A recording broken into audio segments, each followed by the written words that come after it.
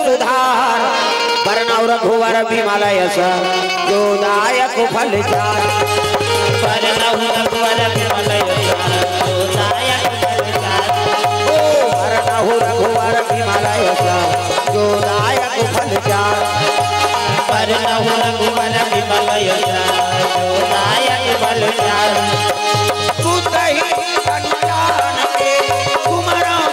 कुमार बल बुद्धि विद्या देहु मोहि हरहु कलेश विकार बल बुद्धि विद्या देहु मोहि हरहु कलेश विकार बल बुद्धि विद्या देहु मोहि हरहु कलेश विकार बल बुद्धि विद्या देहु मोहि हरहु कलेश विकार। प्रेम सो दुर्गा मैया की जय। तो चलो ताली बजा दो नाम संकीर्तन उकर बाद फिर आगे कथा पर सबके हाथ में ताली अब पानी भगवान का नाम हो जोरदार मन आनंद हो जाए। हरे राम राम राम हरे राम राम ऐसे पकड़ा नहीं है भगवान तक पहुँचे हो हाथ ऊपर जोरदार ताली बजा हरे राम राम राम हरे राम राम राम। ये मन सही में जला है तैसे लगा कम से कम हाथ में टांगोर दादा कर्म करवे तो भगवान मिलही जी कर्म प्रधान विश्वरत राखा और जो जस करही त सुफल चाखा और जेकर कर्म में बिगड़ गए तो भगवान की प्राप्ति हो सकते अब बिना विश्वास के कहीं नहीं मिले। प्रेम से बोल दुर्गा मैया की जय। सब अपन अपन विश्वास लेकर आए हैं यहाँ खाली हाथ जरूर आता लेकिन जाता तक कुछ न कुछ लेके जाता कैसे काकरो कहीं जन मोबाइल लेके चल देते अपन अपन विश्वास है। प्रेम से बोल दुर्गा मैया की जय। काकरो कई जन के चप्पल धर के चलती है नी अब कैसे करे दे मोर चप्पल पहले धोखा हो गया भैया कहा था और धोखा नहीं हो है नी काबरो कर विश्वास से चप्पल मोर बर बने को नहीं कही किसे प्रेम से बोल दुर्गा मैया की जय। तब बिना विश्वास के दुनिया नहीं चल सके अब एक दूसरे में विश्वास से तब तो चला था। प्रेम से बोल दुर्गा मैया की जय। तू मन कथा सुनबो कहीं कहा हमन कथा सुनाबो कहीं कहा है अब एक दूसरे में विश्वास से श्रोता वक्ता में तब तो कथा होते। प्रेम से बोल दुर्गा मैया की जय। बाप और बेटा में विश्वास हो पति और पत्नी में विश्वास हो है नी हाँ महतारी बेटा में विश्वास हो सास और बहू में विश्वास कर ओला कोचक तो तेल देखे का हम तेल देखते हो करे पर आहे सो ये दिल आ लगा ये दिल देख कर अब विश्वास के बारे में बताता हूँ तो ये कौन जानी कहाँ विश्वास है उसे। प्रेम से बोल दुर्गा मैया की जय। बिना विश्वास के भक्ति नहीं हो सके भैया अब भक्ति नहीं हुई तो भगवान कैसे यही तो भजन कर दो तेल विश्वास से करो हाथ ऊपर जोरदार और जेनी टांगे तेल भक ले दो जा सुधवे कहे काबर जगह खई तरह हाथ ऊपर जोरदार सब ताली बजा हरे राम राम राम हरे राम राम राम।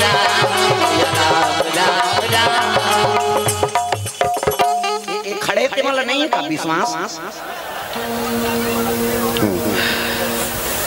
खड़े होते गद्दी पाते कैसे कमल छाप में कते खड़े हैं कतबाबू नहीं खड़े खड़े होते बैठे का। प्रेम से बोल दुर्गा मैया की जय।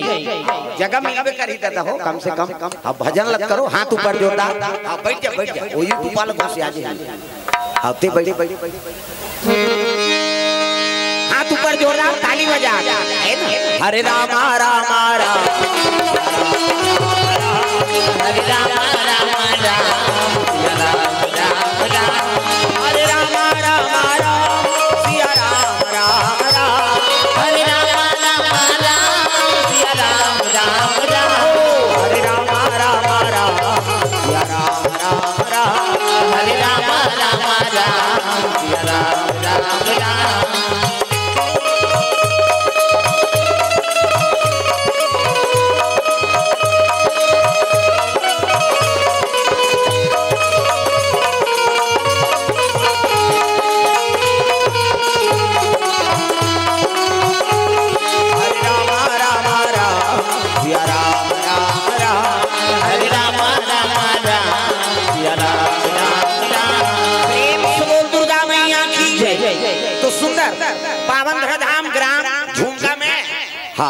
श्रीमान विष्णु साहू जी और सहयोगी ग्रामवासी मन की ओर से भगवत कथा का आयोजन हो है।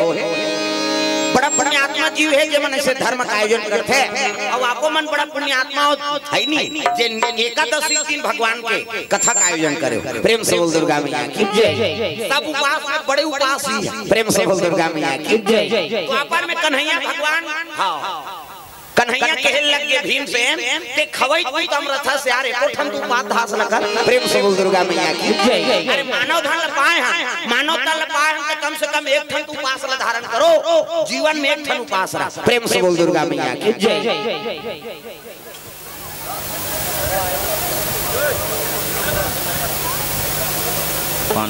वो पानी वानी बंद करो जी आज मिल जलाए का ये तो सब हर मन की गलती है सब कौन नाने की सोला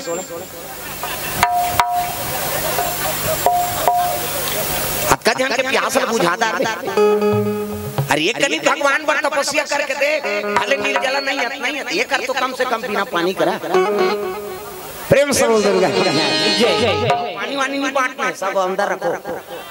हाउ कम से कम भगवान के कथा मरीज चला थे तो आदमी पानी भूला है ये तो सब दुख के कारण है मतलब भगवान दुख देते मार वो पाऊ जल पीवे तो बाँचबे। अब राम नाम अमृत चला थे तेल में पिए छोड़ ये तो जीव के दुर्गति है भैया। प्रेम से बोल दुर्गा मैया की जय। हम बाधा थे कभी नहीं पहली यज्ञ हवन करे तब मारी सुबह हुआ आज वो पाऊ जा कथल बिगाड़े बाड़े अब फिजूल के बाद बोले लागे ना कथा में ध्यान रहा है हमसे ध्यान नहीं। प्रेम से बोल दुर्गा मैया की जय। कम से कम 2 घंटा भगवान बरे करे पानी प्यास ल त्यागो और सबो खा कहां है कथन भाई।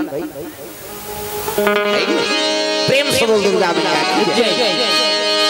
सुंदर भगवान कन्हैया कहते भीमसेन आता खाते हा कैसे ऐनी कोटना नहीं बाड़े बका सुल मारे गीते बाड़ा गाड़ा कलेवाल खादी से। प्रेम से बोल दुर्गा मैया की जय। कलेवा काला कहते ऐसा रोटी कैसे अब एक थाले 2 थाना ऐसा रोटी खा बिहानिया कन तो लोटा धरा दी दर्रा छारा नहीं गा अब एक गाड़ा कलेवा को कनी जी। प्रेम से बोल दुर्गा मैया की जय। तोरनागिरी पर्वत के श्राप भीमसेन कैसे ये 5 पांडव कौन है 5 पांडव मन हाथ देव पुत्र है। प्रेम से बोल दुर्गा मैया की जय।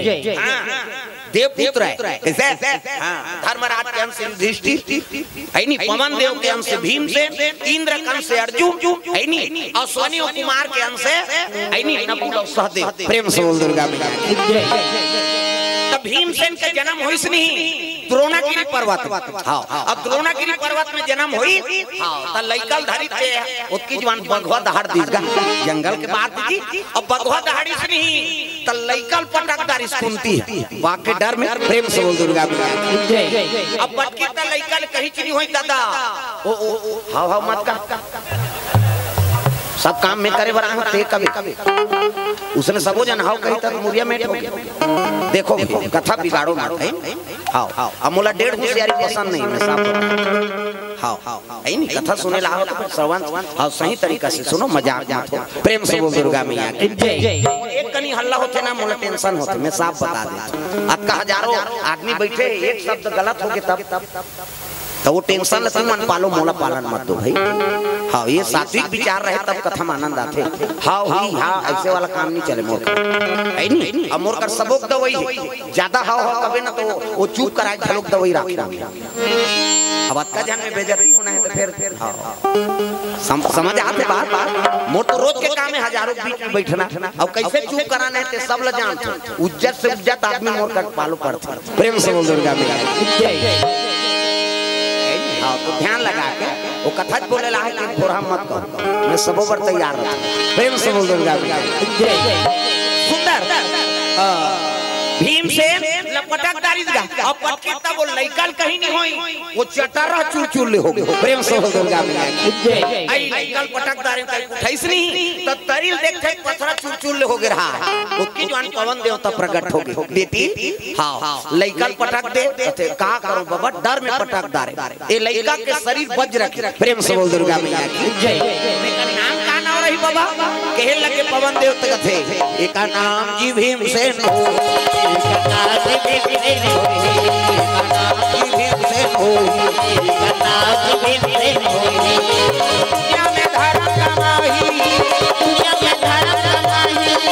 कृष्ण नाम गुण गाही जय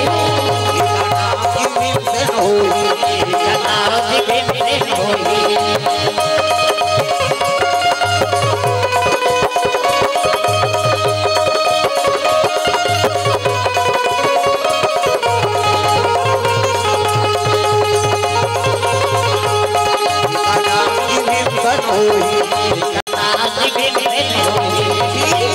कथा भीमसेन होई है नी हाँ और लइका दूध पिया के का पटक दारे हम कहीं तब दूध पीते लइका मन ना तब मन आनंद हो जाता हाँ कई गो लपट का थे अब पटक दोना गिरी पटक दिस पाँव और पाँव पटकी तय कंगू डोंगरी भसा प्रेम से बोल दुर्गा मैया अब कंगू डोंगरी भस किस नहीं द्रोणागिरी पर्वत हो गए है नी छोटे से बालक माता का गोरख पीकर मेरे मद में चूर हो गया अब मेरे ऊपर पैर पटकता है जा मेरा शराब है कत्को खावे कत्को पीवे पेटा चरबे की दिसो प्रेम से बोल दुर्गा मैया वो लइका दूध पिया तेरा कहा थे द्रोणागिरी कैसे कत्को खावे कत्को पीवे पेटा चरबे तो पेट कभू नहीं भारी तब महतारी कर लइका पेटा कबे तो आरती उतारी कहो खड़े हो गए कुंती कहे लगे महाराज ये द्रोणागिरी महाराज तोर शरीर पथरा पथरा अब फूल बरोबर मोर के दलई का पांव है अब एक कली पटक देते तोर छाती से आगे तक कमजोर हंस ऐसे किसका कहे लगे ले शराब दे महू महतारी अब मैं आशीर्वाद दे तो कैसे जय मां कुंती कही नहीं ते घाटी का अपने पेट भर जाए का समर्थक थी द्रोणागिरी सीट ले हो गए आइसक्रीम खा फरार हो प्रेम से बोल दुर्गा मैया की जय भीम से शराब पी से और कुंती माता का नाम ले तब पेट भरे और कुंती का नाम नहीं लेते नहीं तो कतको देते थी पेट नहीं भरे प्रेम से बोल दुर्गा मैया की जय इला देख के कहे लगे भीम से ला अरे एक ठन तू उपास ला धारण कर भीम से त का उपास ला रहा कन्हैया सब उपास के ठन उपास प्रेम से बोल दुर्गा मैया की जय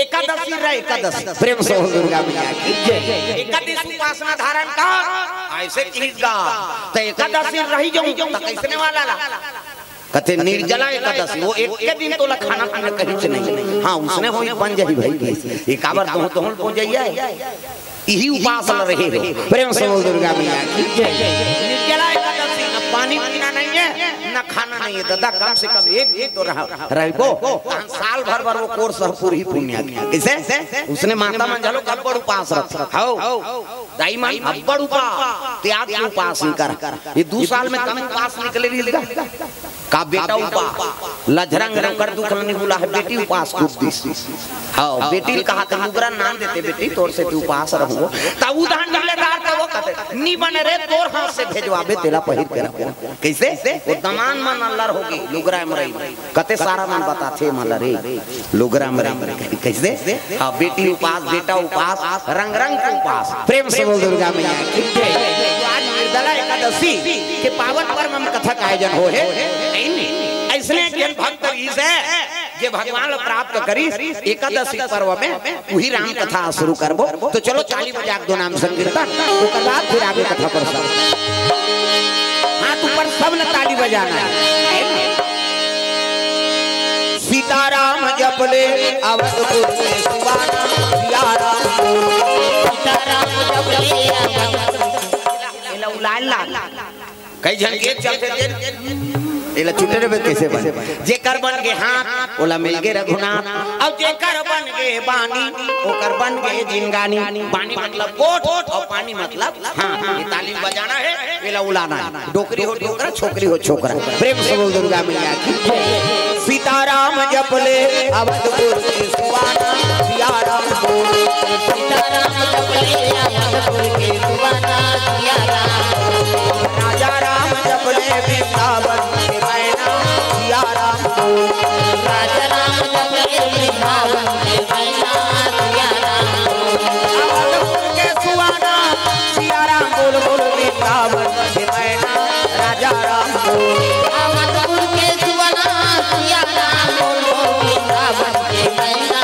राजा राम हो सिया राम जपले अवधपुर के सुबाना सिया राम सिया राम जपले अवधपुर के सुबाना राजा राम वृंदावन के मैना सिया राम वृंदावन के मैना सिया राम बोल दुर्गा मैया की जय राम कथा इसने चला थे तुम्हारे गांव में कैसे की कथा चलत रहेगा। प्रेम से बोल दुर्गा मैया की जय। और सब कथा सुना थे 7 साल के लड़का एक जन कथा सुने पहुंचियो जगह। प्रेम से बोल दुर्गा मैया की जय। अरे छोटे से बालक कथा सुने ले आवे, कथा सुने ले आवे। रामचरितमानस के गुणगान गावे भैया, गुणगान गावे भैया। रामचरितमानस के गुणगान गावे भैया, गुणगान गावे भैया।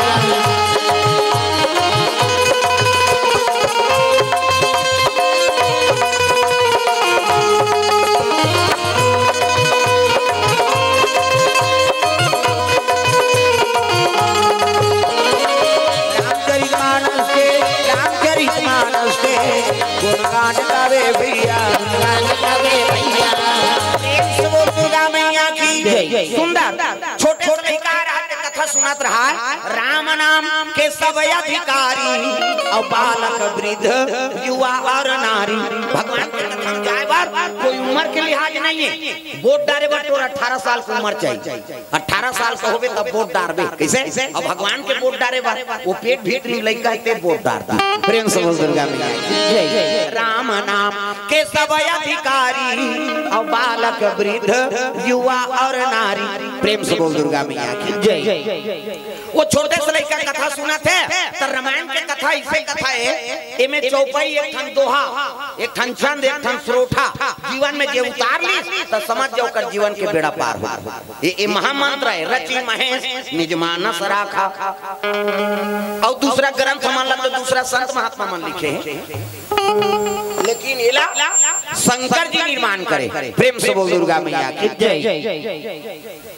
कहाँ पाँव जही गो करू कल पल्ले हाँ काना हाँ माँ दुर्गा ऑटो सरसियों आलोकोड़ से 100 रुपए तरफ दान। अब एक ठन मोर पाँव लगवाए लागी गड़बड़ होता है नियम रखा सब श्रद्धा रखे अलग अलग। अब कैसे कर भी हाँ भैया जी 100 रुपए तरफ दान अर्पण करे।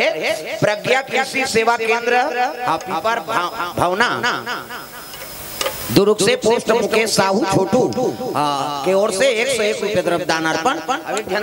दूसरा नंबर में फूल पहिरा ले 500 दे, एक जन 50 रुपया दे है। भगवान कल्याण करे इसने देत रहा दादा। प्रेम से बोल दुर्गा जय हो भैया तोरे जय हो काट के दे भैया तोरे जय हो जय हो भैया तोरे जय हो काट के दे भैया तोरे जय हो काट के दे भैया भैया जय हो भैया तोरे जय हो काट के दे भैया तोरे जय हो जय हो भैया तोरे जय हो काट के दे भैया। इला भजन वो कई जगह कथा कोई मतलब नहीं हो जटका जो ले आ है। हाँ मैं देख दाने में दारियां करवे तंगरी बताऊं ना नाम नहीं जानो तो लुगरा कला लग जान। प्रेम से बोल दुर्गा मैया की जय। सब लोग ताली बजा के भजन करना है दाई देता हो मन आनंद हो जाए। जय हो भैया तोरे जय हो काट के दे भैया तोरे जय हो जय हो भैया तोरे जय हो काट के दे भैया तोरे जय हो।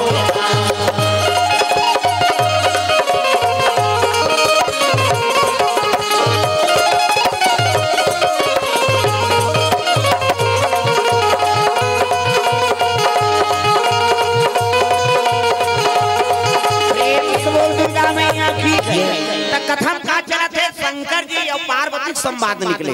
शिव जी कहे लगे उमा कहा हूँ मैं अनुभव अपना और सदा हरि भजना जगत सब सपना। पार्वती एक जगह सपना है केवल भगवान अपन। प्रेम से बोल दुर्गा मैया की जय। पार्वती समझा थे शंकर जी उमा कहा हूँ मैं अनुभव अपना और सदा हरि भजना जगत सब सपना। ये दुनिया स्वार्थी है, स्वार्थ लाग करे सब प्रीति और सुर नर मुनि सब के यह रीति। ये दुनिया स्वार्थी चाहे देवता हो है नहीं, चाहे साधु संत हो, चाहे कोई भी जीव हो, अपन प्राण के रक्षा करे बर स्वार्थी बन जाते। देख समुद्र मंथन करी ना पार्वती ताम्रित लापन में राख ली न जहां लमला दे दी ने मरे चाहे बांची कहे। प्रेम से बोल दुर्गा मैया जय।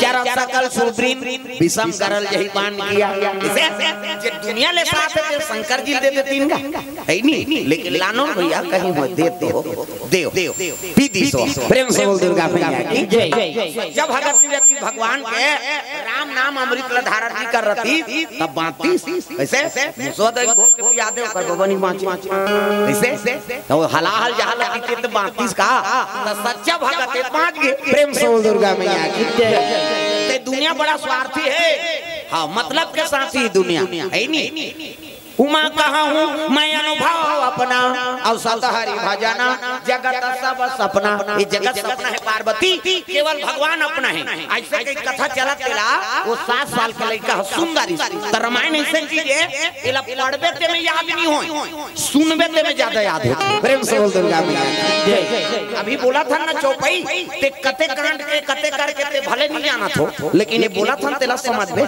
कैसे का कथा बोली से वो कल शुरू करी से उमा कहूँ मैं अनुभव अपना सत हरि भजन जगत सब सपना वो कते करके ते भले नहीं जाने वहाँ सुनैया लेकिन वो चौपाई याद हो जाए तब बोलबे ते में ज्यादा कथा याद होते हाँ ये प्रभाव है रामायण प्रेम से बोल दुर्गा मैया की जय। सुंदर लड़का वो चौपाई धरदारी जगह ठिया अब आरती पूजा हुई प्रसाद खा